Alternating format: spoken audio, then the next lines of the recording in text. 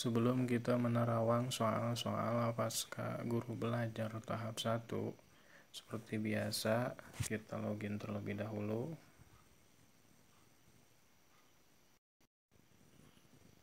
Nah, di sini terdapat portal masuk guru belajar.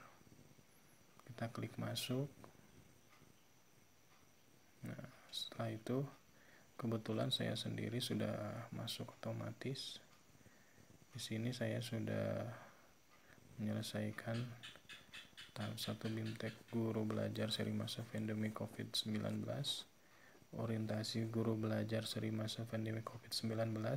Kemudian saya lagi menunggu jadwal tahap 2 diklat guru belajar seri masa pandemi COVID-19, di mana saya masuk ke angkatan 3 ya, yang akan dilaksanakan tanggal 20 besok.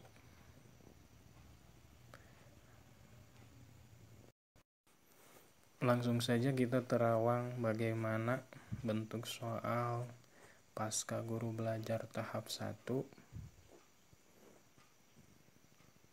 Kita akan membahas soal guru belajar tahap 1 terdiri dari 50 soal. Yang pertama, berikut ini yang merupakan tujuan utama dari pendidikan adalah jawabannya kompetensi. Kemudian, Guru Adi memberikan tugas proyek secara berkelompok dengan jangka waktu pengerjaan 1 bulan. Selama proyek berlangsung, Guru Adi meminta peserta didik untuk memberikan laporan setiap minggu. Guru Adi juga memberikan komentar dan masukan di laporan mingguan peserta didik. Dari cerita di atas, dapat diketahui bahwa pembelajaran yang dilakukan Guru Adi berbasis jawabannya kompetensi. Penggunaan media belajar seperti tape recorder, radio, dan telepon merupakan media belajar yang berjenis audio. Setelah melakukan asesmen diagnosis berkala, hal apa yang dapat dilakukan guru selama proses pembelajaran? Nah, di sini terdapat tanda merah dan tanda hijau. Jawaban yang betul adalah dengan tanda hijau, guru menyesuaikan aktivitas dan materi belajar di kelas dengan peningkatan rata-rata semua murid di kelas.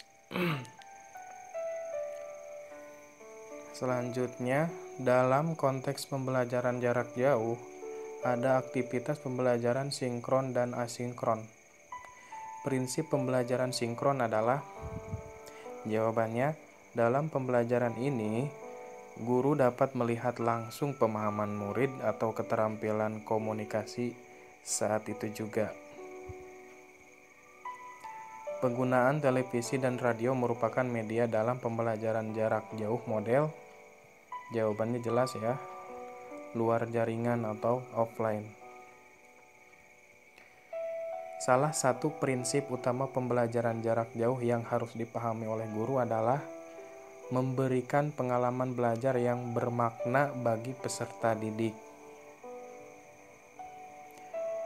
Mengapa KI dan KD perlu diselaraskan? Jawabannya, agar sejalan dengan kebutuhan atau kondisi murid. Selanjutnya, konsep utama pembelajaran terpadu atau blended adalah, di sini ada 2 tanda merah dan tanda hijau. Jawaban yang betul adalah tanda hijau. Pembelajaran berpusat pada murid, di mana murid belajar sumber belajar secara daring maupun luring. Di dalam kelas, Guru Ani menggunakan media belajar audiovisual karena menyadari peserta didiknya memiliki gaya belajar yang berbeda. Pemilihan media belajar yang dilakukan Guru Ani berdasarkan yaitu karakteristik peserta didik. Guru Budi memberikan tugas menulis kebudayaan daerah pada peserta didiknya. Untuk mengerjakan tugas tersebut, Peserta didik diminta untuk mewawancarai orang tua masing-masing. Pembelajaran tersebut termasuk dalam memperoleh informasi dengan sumber belajar orang.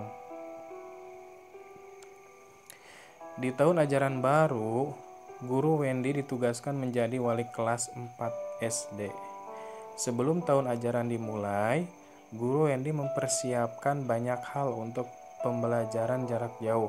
Salah satunya adalah soal-soal yang terdiri dari materi pelajaran kelas 4 semester 1 dan beberapa materi dari kelas 3 dan 2. Yang dilakukan guru Wendy merupakan tahap jawabannya persiapan asesmen diagnosis kognitif awal.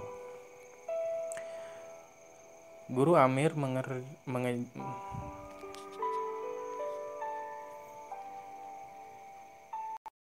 Selanjutnya, Guru Amir mengajar di daerah pedesaan yang tidak semua orang tua memiliki gawai dalam kurung telepon pintar, televisi, radio.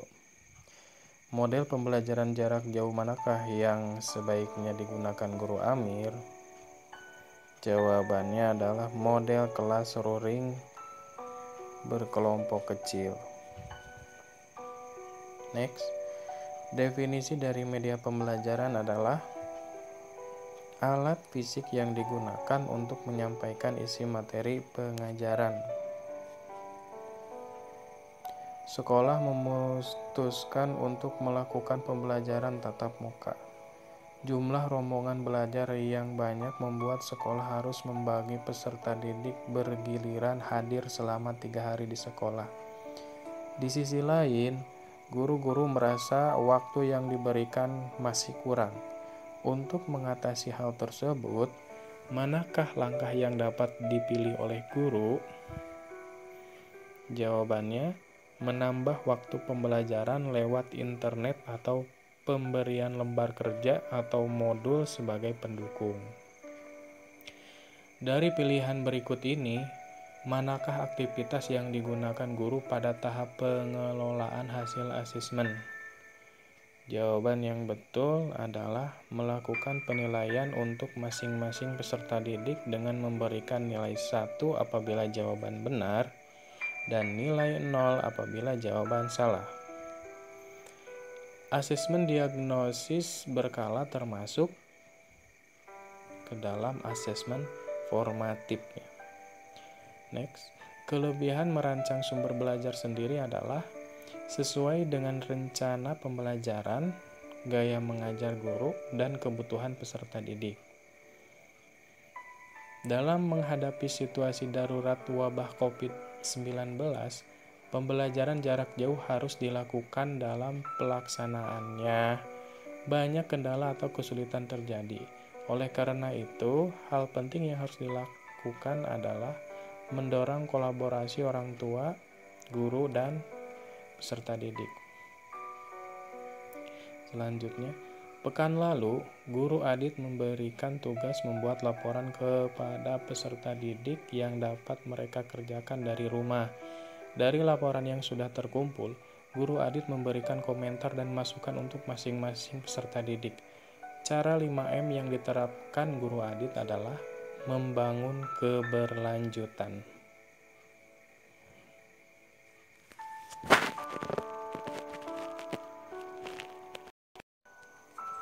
Nah,